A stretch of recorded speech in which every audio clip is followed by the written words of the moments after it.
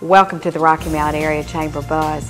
Today's guests are Tarboro historian Rudolph Knight and also Larry Auld, a fellow historian, and also we'll be joined by May Parker, a very active local volunteer.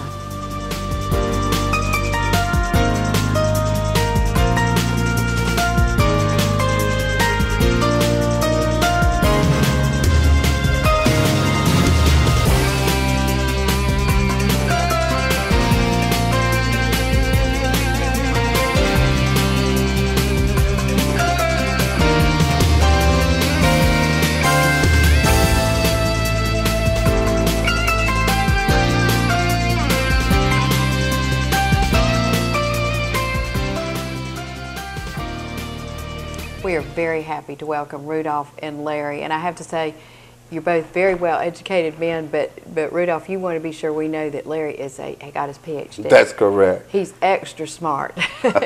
And you taught, I think, at East Carolina University, and also it was at the University of Illinois? Yes, both. Library science?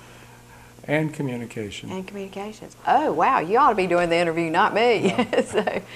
And Rudolph, you're the Tarboro historian. You worked for Rocky Mount in history, so have a college degree, of course, also, but worked for, was it 28 years at Edgecombe Community College? I did. I worked with the Department of Continuing Education, did course development, and I retired 16 years ago. Mm-hmm. And in 2001, I started working with the City of Rocky Mountain's Historic Preservation Plan. I thoroughly enjoyed it.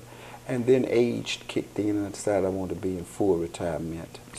But you're not. I mean, you are still very busy. I'm very busy. Except you're working for free this time, That's right? exactly right. And I can get up when I want to in the morning. I don't accept any engagements until after 10 o'clock in the morning. Oh, okay. So I'm thoroughly enjoying my retirement days.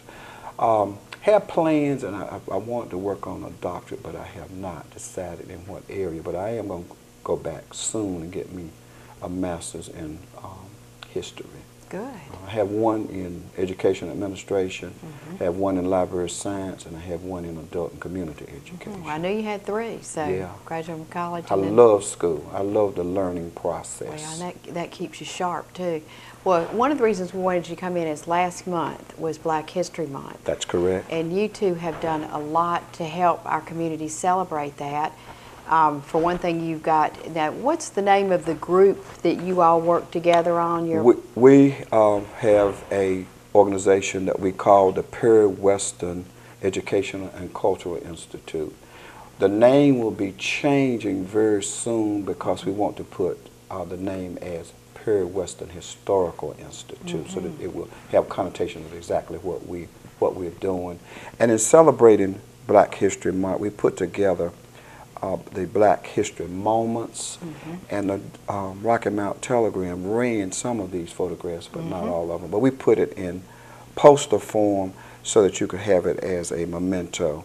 And we're going to go through those in just a second, but when we were talking ahead of time, you really put in perspective, we were talking about that history is very important as a foundation, and while obviously you all look to the future with your strong education, but repeat kind of what you said earlier, Rudolph, about the importance of what was the origin of Black History Month? The Black History Month started with Carter G. Woodson, who decided that because of being omitted from history books and essays that were written, historical essays that were written, that African Americans were not included. And this was during the segregated times during Jim Crow, that in 1926, he started the Negro History Week.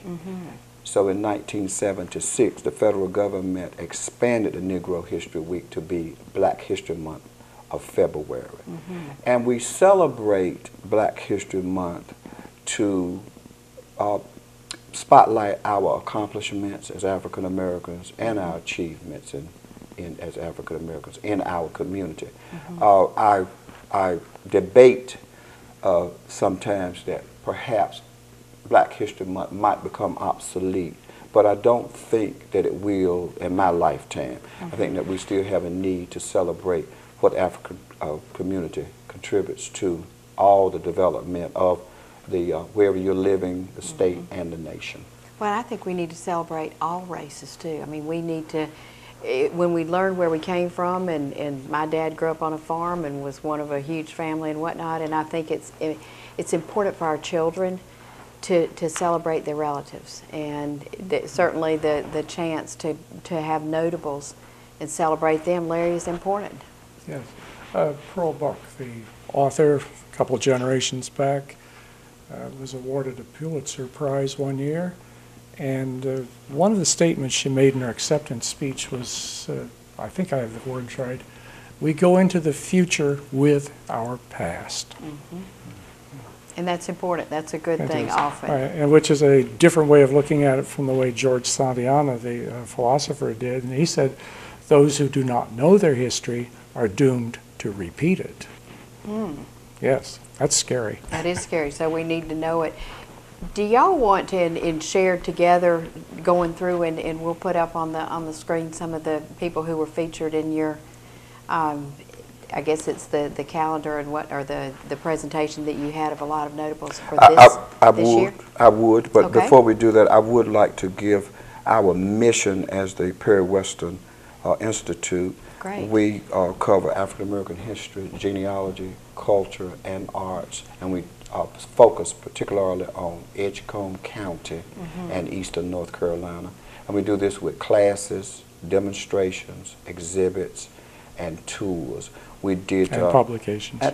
Publications, and I want to give you copies of these. This is one we did for the 250th anniversary of the founding of Tarboro. There were 4 neighborhoods for African Americans that developed. Wow. The first one we published. Thank you. And the second one was the education of a generation, and we talked about the Rosenwald schools. So we just couldn't pull them out separately, so we had to put them in context with all the other black schools that were in the county. So that's the second publication, and it's called A Preliminary History. There's some things that we love reading these. Thank you. This is a little small catalog that we did for the Lynch collection that's at North Carolina Wesleyan.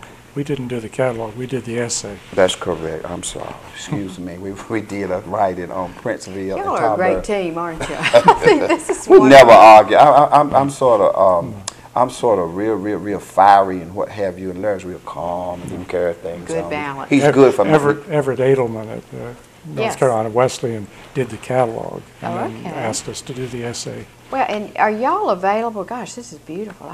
This is just great. They did a great job with that. Are you available if people want somebody to speak at some point to come and share something? Oh, yes. You can contact us at 252-823-0275. Okay. And we're available for any venue after across 10 the o'clock state. in the morning. After 10 o'clock in the morning. Well, let's run through some of those because all right. I want One other thing I would like to share with you. Okay. This past Wednesday, we had the John Canoe performers out of Tryon Palace to come to Princeville School for their Black History program. Wonderful. And these were a troupe of performers that portray a Yuletide ritual and celebration that they did around Christmas time. And this was a Caribbean tradition that was brought up into eastern North Carolina. Thank you. And that group is also available. Okay. And you want us to go through these? Run through a few of them we're just going to hit just a few of those.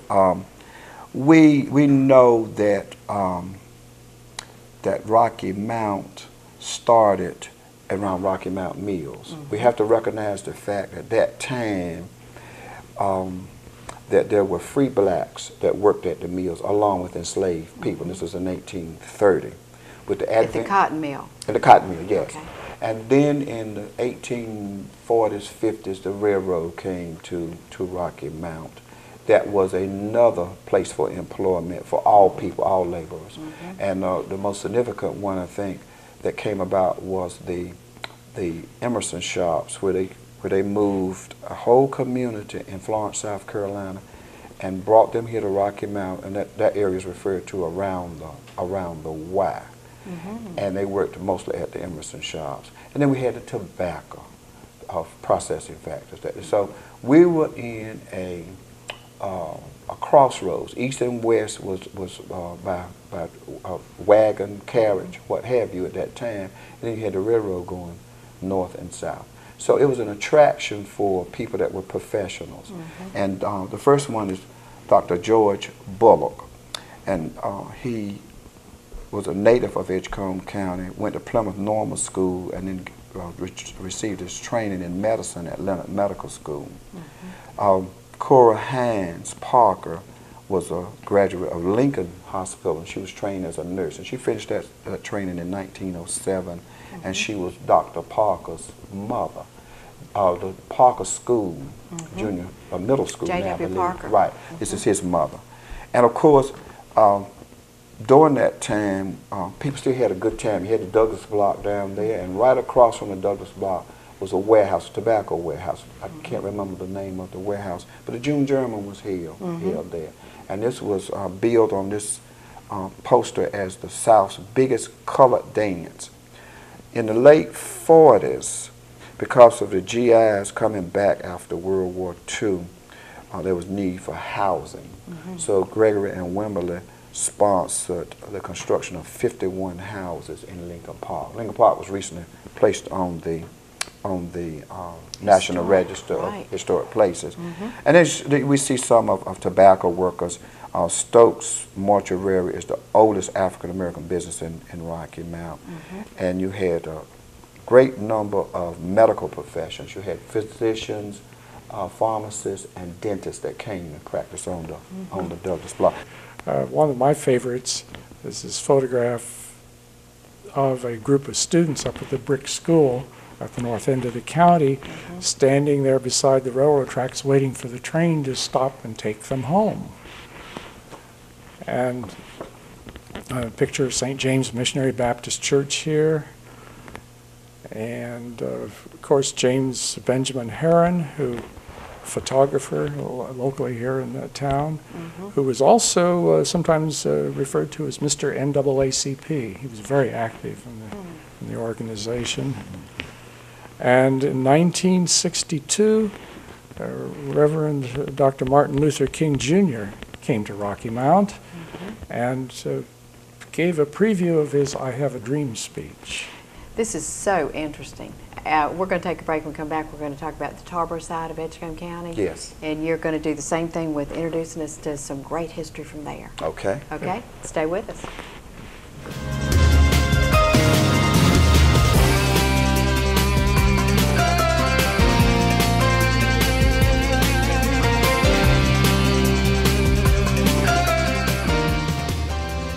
And we're back, and we want to thank Roger G. Taylor and Associates for sponsoring this show, for making it possible. And I hope you're learning as much as we are as we do the buzz for Rocky Mountain area. And I am thrilled that we're going to learn more now about Black History Month in reference to the history of the Tarboro side of Edgecombe County. Rudolph and Larry, and you want to jump right into Edgecombe County? Sure. We have another poster that we did for the Daily Southerner, and we ran 16 photographs. This first one gives you a glimpse of the southern tip of Main Street with the Boy Scouts. These are African-American Boy Scouts and Patilla High School's band. We have a photograph of a lady that was a native of Tarboro, and she was a show sponsor. Her name was Lucky Orr, and her given. I like that name. Do you? Lucky Orr. That's her married name. Her given name was Viola, and she was Viola Michelle Matheson, and she traveled all over the United States with her show, and Canada with her show, and she retired back in Tarboro. She passed away a few years ago. We have a photograph of Neil McLean, who was the director of the Brick Rural Life School, which was a part of the Brick School. We have a very historic picture of the 1919 flood that devastated the area of Princeville and Tarboro. This was the most devastating flood before the 1999 flood. And everyone's familiar with the 99 flood, but this was the one that sent African Americans that lived in Princeville over to Tarboro to live. We picked up some of the primitive Baptist churches because that was a strong African American denomination, and we have, I would say the most outstanding one was Abraham Wooten. He was supposedly a Union soldier. He was from Pitt County, but came over to Princeville and settled. He was the clerk for the town government for a while, and he was a Primitive Baptist minister. We have another one, and these ladies are the auxiliary for the Exum Lewis American Legion. And all these women have passed away except one, and this lady, and I'm not going to tell her age, but she's still around, and she's very alert and can give you lots of information. St. Paul. That's great that she's so old you can't even tell her age, but she's still alert. No, I wouldn't want to embarrass her because she doesn't usually tell her age. But okay. You know, it's just like man. There are people that were around when I was born that can still tell you when I was born. So I respect her privacy. But I love the history that she still is sharp and she can remember the history. That's very wonderful. much so. Very much so. St. Paul missionary, no, excuse me, St. Paul African Methodist Episcopal Church was the oldest African American church in Tarboro, and they were devastated by the flood. And after the flood, the building, the structure was demolished, and we have photographs of that with photographs of the interior and some of the elements. And that was the 1919 flood, right? 1999 flood when they. Oh, okay, that was when it was. And, okay. and if you look carefully at one of the insets in that photo, or the pews in the church, which are very much in the style of Thomas Day, an African-American carpenter who was up in Milton, North Carolina, and one of the better-known North Carolina carpenters of that period. And probably followed some of the same pattern books that he did. We had a great number of artisans that were concentrated in Tarboro who had been free before the Civil War, and a lot of them were members of this church, and they constructed their own church. And you said African Methodist Episcopal. That a lot of people know it as an AME. AME Zion, yes, right. AME Zion. That's correct. That's correct. And the other side? Or there. And continuing these pictures, the George Matheson House, which is across the street from Calvary Episcopal Church. Fascinating house with nice sawn work, decorating the porch and so on. And George Matheson himself has a very interesting history. Born free, didn't want to live in the country, so his father gave him property there in Tarboro where he built his own house. A very advanced house for the time. The next group of... Before, excuse me for interrupting, I would like to add something to that George Matheson house. And as you said, he had a very interesting history. George Matheson was married to my great-grandmother's, it was her niece, his niece, it was Catherine Dancy, and she was also a free issue. And they were married in Calvary Episcopal Church in 1863. If you know your history, that was before emancipation. And both of them were free, and they continued to live in this house until their deaths. Then we have a picture from Pinetops, Memorial Day celebration. A group of women, the Daughters of the Elks, a picture taken in the 1950s.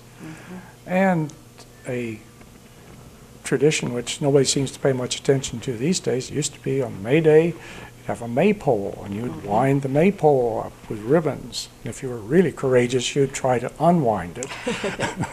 And if somebody had made a misstep in the winding, it wouldn't unwind.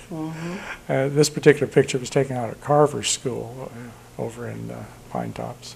Another very interesting picture here is an Elks parade assembling on Granville Street in Tarboro, and you can see the old Tarboro Funeral Home building, which is now out in the Dunbar community as a community center, and just beyond it, one of the livery stables, and all these 1920s cars lined up here as well. Well, gentlemen, you have certainly shared some rich history with us, and it just has been a pleasure to learn about both communities and hearing the history. And I hope it whets everybody's appetite to want to know more, because I agree with you that it's important to know our history and know where we came from and build upon it and celebrate it as we look forward to being the best that we can be, working together for the future. So, very much. Larry, Rudolph, thank you very much. And thank you for having us. Thank you.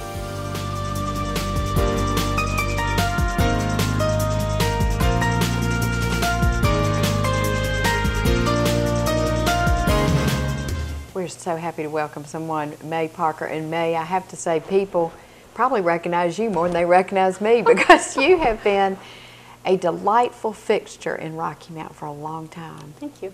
And thank you for all that you do for our community. I think I said in describing you, should I say a person who's very civically active, and or active in the community? You said very active in the community. And wearing down as I get older. Well, but you have done so many wonderful things to help your friends and neighbors. You elevate other people. And as we celebrate Black History Month, which was last month, we would be amiss if we didn't invite you in to kind of celebrate what you've done for the community at large. And let's start with, well, you brought your favorite doll. You want to tell us about her? This is Phyllis Whitley, way back in the 1800s, right? She was a slave, and she had a Boston family, and they saw she was a special person, so they allowed her to learn. And so she always felt that the blacks, well, they called them Negroes back then, should have better future other than cutting the wood and drawing the water. And so the family that she belonged to, they allowed her to learn, and she taught the other slaves to read. And that's what we need to do now. We need to teach our children how to read and take a little time with them. So she's always my favorite. Black history, I always put her out in my... Oh, good. So you keep her close to your heart. Yes, because that reminds me that I need to spend more time with the schools and try to encourage others to do the same. What are some of the favorite things in which you're involved? This goes back to, and I just have to tell this story because I never told it to anyone but my dear friend Peter Sarawan. When we had that big controversy between the Martin Luther King statue, and it was over in the warehouse, and it was just causing so much problems. So I decided that I would try to get it back up there. And everybody told me that I couldn't do it. So you can't tell me I can't do something. That makes me push harder. So I'm the president of the Holly Street community that I love so dearly. And I went to them and I said, we need to get the statue back up, and I need you to sign a petition, and we're going to take it before the council. And they was agreed. And so then I decided I wouldn't do anything. It got too hot at that time. And one night I had a dream that I saw Mrs. King came to me in that dream, and she asked me to get that statue back up there. So then I got really encouraged to go for it. And what happened, I said, oh, forget about it. I won't do it. It's caused more problems. And then she died right after that. Golly, made it more compelling. Oh, yes. I was very frightened about that. So I started working, and I went before the council, and I told them my story and why we needed it back up there. And I had to have a date. I said, got to have it up there before May the 26th. Every year in the Martin Luther King Park, we call the Community Empowerment Group, and we try to bring people together from the community and show them great things. We take all the kids that have done well, and we award them a trophy for making straight A's. And so I thought, without the statue being up there, that we wouldn't complete our project. So I went. Then the council, they thought about it, and then finally we got it done because people helped us. And this is one thing we have to learn about Black history, white people, that we never get anywhere by ourselves. There's always help. And I heard a very famous minister say this the other day, that his mother always taught him that a turtle is sitting down on top of the petals of the fence. He couldn't get there by himself because he crawls, right, slowly. So that's what we have to learn as a community, because there were two gentlemen, and I just can't remember but one that volunteered to get that statue back up there, and didn't cost the city one penny, right? And I never wanted any want to say, oh, May Parker got the statue back up. I just wanted to go back up there, and it did, right? And I go through that park on a regular basis. That's on my way home, and it's a lovely statue. Yeah, it needs to be there. So good for you. Yeah, I didn't know that you were the one who and you and Martin Luther King's wife are the ones who. And then I had help. You know, Bobby Davis. I think that was him. Turned the key. Well, I have to go to them because it's been on my mind lately to say, how did you come in the picture, right? Because they said before the council, there won't be any charge. We will do it. Great. And so that brought so much peace. Yeah. The morning that they put it back up there, my husband went out there, and I said, I'm not going. I don't want to be the one. And he said people were looking and said, oh, that's the right one. So that was a great thing. Then we tore down old houses in the community. They were so terrible. And the Holly Street community was really bad. So we were able through our working hard because we learned that the government would not give you money if they came into your community to see that you care, then they would probably give you the grant. So what we did, I used to get out every morning and pick up paper. And I would make my face up, right? And the makeup would just run down because I wanted people to see that this is a serious problem here and we need to work. So I finally got people interested in improving their properties. And then we finally built some new houses in the Holly Street area. And it just took a leader to show pride in the community and that leadership. And so we did that. And I still haven't finished. I hope that before I leave this earth that I will be able to make it exactly as my dream, you know. And another thing I have to say, I heard our paths overlapped on the Jim Clarke Foundation. Yes. And that's where you mentor cancer patients. Yes, and that is exciting. I'm a cancer survivor myself, so I'm able to tap into the people. We just had our gentleman to pass away. But he fought so hard and he never was afraid because I told him the things that he could do. So that's what we do. We like to get the cancer patients in the beginning of their first diagnosis. And then we just walk them through, and that's what they need because the family is afraid that they're going to, everybody's afraid that if you have cancer, you're going to pass away. And that is not. But you give them hope because you're a survivor. Yeah. May encourage everybody. We have one final comment. Just give a challenge to everybody to follow your role model. Well, I hope that I'm doing things for people to follow, right? And I hope it doesn't come black and white. I hope it just come people. One time we did another big project here in Rocky Mount with the Unity Cemetery. Now that was a racial thing going on.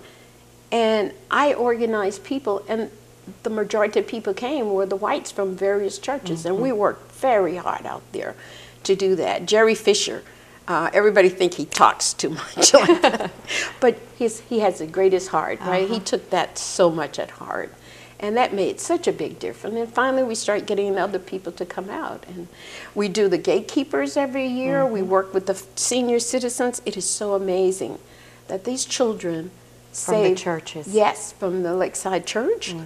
They save their money and raise funds to help people. And one time we had this case, it was the most beautiful time. The children were working on this old lady's home, right? And they found big holes in the floor, and they repaired them. And then they went in her kitchen, and they found out she didn't have very much food in there. So they said, what can I do, May? I said, well, go get her some food then. And they brought the food, and they took such good care of her, right? That changed her life. And it changed their lives too, yes, too, May. because they were so proud of themselves. Well, we're so proud of you, and we celebrate you along with Black History Month and white history. And I mean, it's just so obvious that you're such a great unifier. And thank you for being in our community and do all that you do. Thank you. Thank you. And thank you.